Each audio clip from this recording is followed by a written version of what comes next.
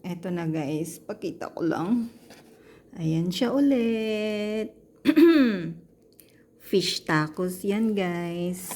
And then, teka lang. Teka. Ito. Ayan. Kinagat-kagat ko pa. Ito yung aking food guys. Ayan. Tapa.